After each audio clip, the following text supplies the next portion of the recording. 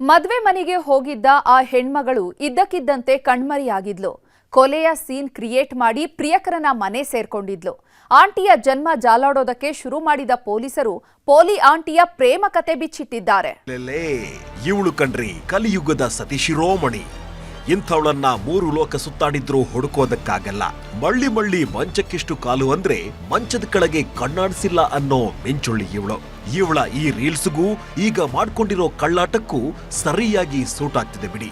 ಯಾಕಂದ್ರೆ ಗಂಡ ಅಂದ್ರೆ ಪರದೈವ, ಗಂಡ ಅಂದ್ರೆ ಸರ್ವಸ್ವ ಅಂತ ಉದ್ದುದ್ದ ರೀಲ್ಸ್ ಮಾಡ್ತಿದ್ದವಳು ಗಂಡನಿಗೆ ಕೈಕೊಟ್ಟು ಹೊರಟಿದ್ಲು.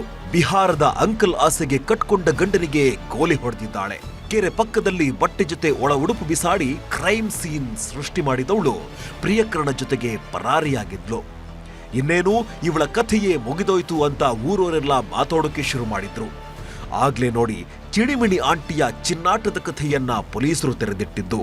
ಗಂಡನ ಮುಂದೆ ಮಳ್ಳಿಯಂಗಿರ್ತಿದ್ದವಳ ರೋಚಕ ಕಹಾನಿ ಬೆಚ್ಕೊಂಡಿದ್ದು.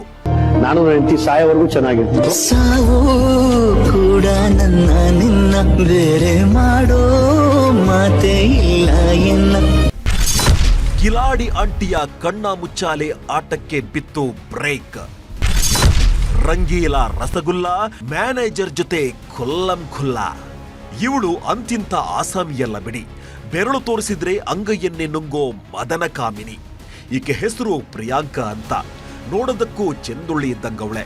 ಇದನ್ನೇ ಅಸ್ತ್ರ ಮಾಡ್ಕೊಂಡವಳು ಆಡಬಾರದ ನವರಂಗಿ ಆಟ ಆಡಿದ್ದಾಳೆ. ನಿನ್ನೆ ಇಡೀ ದಿನ ಹಾಸನ ಪೊಲೀಸರು ಇವಳ ಜನ್ಮಜಾಲಾಡಿ ಸುಸ್ತಾಗಿ ಹೋಗಿದ್ದಾರೆ. ಯಾಕಂದ್ರೆ 3 ದಿನದ ಹಿಂದೆ ಕುಣಿಗಲ್ ಮೂಲದ ಪ್ರಿಯಾಂಕಾ 20 ಲಕ್ಷ ಮೌಲ್ಯದ ಬಂಗಾರ ಹಾಕೊಂಡು ಚಿಕ್ಕಮಗಳೂರಿನ ಸಂಬಂಧಿಕರ ಮದುವೆ ಮನೆಗೆ ಹೋಗಿದ್ಲು. ಮಧ್ಯಾಹ್ನದವರೆಗೂ ಅಲ್ಲೇ ಇದ್ದವಳು ನಂತರ ಬೇಲೂರಲ್ಲಿರೋ ತನ್ನ ತವರು ಮನೆಗೆ ಬಂದಿದ್ದಾಳೆ. ರಾತ್ರಿ 7:30 ಸುಮಾರಿಗೆ ಗಂಡನ ಮನೆಗೆ ಹೊರಡ್ತೀನಿ ಅಂತ ತವರು ಮನೆಯಿಂದಲೂ ಹೊರಬಂದಿದ್ಲು.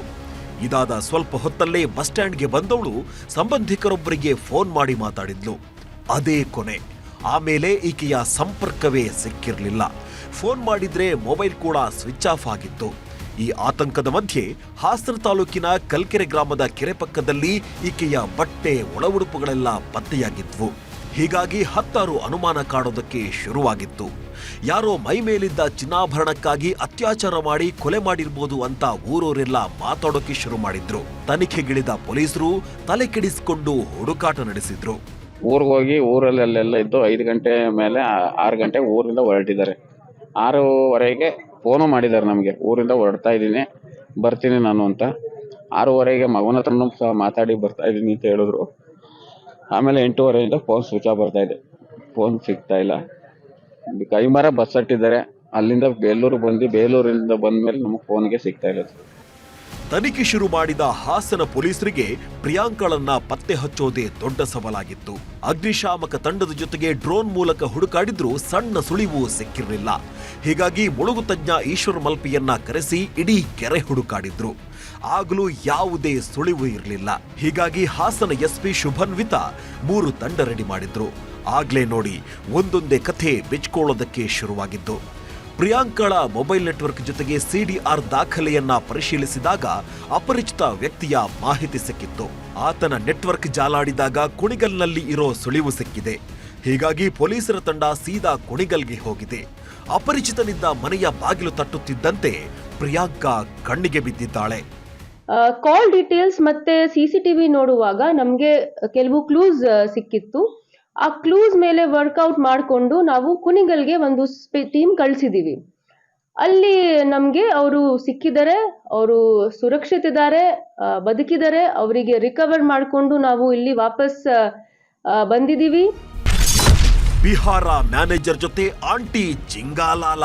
ಪ್ರಿಯಕರನ ಮನೆಯಲ್ಲಿ ಅಡಗಿ ಕೂತಿದ್ದವಳನ್ನ ಎತ್ತಕೊಂಡು ಬರ್ತಿದ್ದಂತೆ ಒಂದೊಂದೇ ಕಹಾನಿ ಬಿಚ್ಕೊಂಡಿದೆ.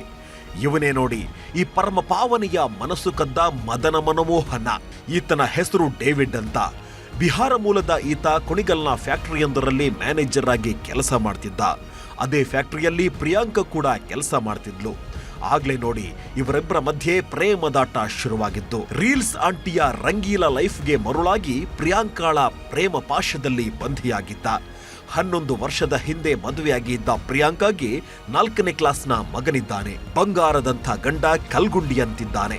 ಆದರೂ ಈ ಬಿಹಾರದ ನರಪೇತ್ಲ ನಾರಾಯಣನ ಹಿಂದೆ ಬಿದ್ದಿದ್ದಾಳೆ. ಊರು ಬಿಟ್ಟೋಗೋದಕ್ಕೆ ಪ್ಲಾನ್ ಮಾಡಿದ್ದವರು ಮದುವೆ ದಿನವನ್ನೇ ಅಸ್ತ್ರ ಮಾಡಿಕೊಂಡಿದ್ರು. ಚಿನ್ನಾಭರಣವನ್ನೆಲ್ಲ ತಗೊಂಡು ಬಿಹಾರಕ್ಕೆ ಹಾರೋ ಐಡಿಯಾ ಮಾಡಿದ್ರು. ಆದ್ರೆ ಗ್ರಹಚಾರ ಕೆಟ್ಟಿದೆ. ಊರು ಬಿಡೋದಕ್ಕೆ ಮೊದಲೇ ಅಂಧರಾಗಿ ಹೋಗಿದ್ದಾರೆ. ಈಗ ಎನ್ಕ್ವೈರಿ ನಡೀತಾ ಇದೆ. ಪ್ರೈಮರಿ ಮಾಹಿತಿ ಪ್ರಕಾರ ಗಂಡನ ಜೊತೆಗೆ ಇರಕ್ಕೆ ಅವರಿಗೆ ಇಷ್ಟ ಇರಲಿಲ್ಲ.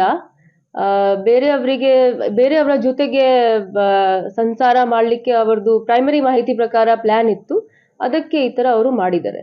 ಅದಕ್ಕೆ ನಮ್ಮ ಟೀಮ್ ತುಂಬಾ ಚೆನ್ನಾಗಿ ಕೆಲಸ ಮಾಡಿದ್ದಾರೆ. ಅವರಿಗೆ ವಿದಿನ್ 12 ಅವರ್ಸ್ ಅವರಿಗೆ ರಿಕವರ್ ಮಾಡಿದ್ದಾರೆ, ಎಲ್ಲ ಆಂಗಲ್ಸ್ ಅನಲೈಸ್ ಮಾಡಿಕೊಂಡು.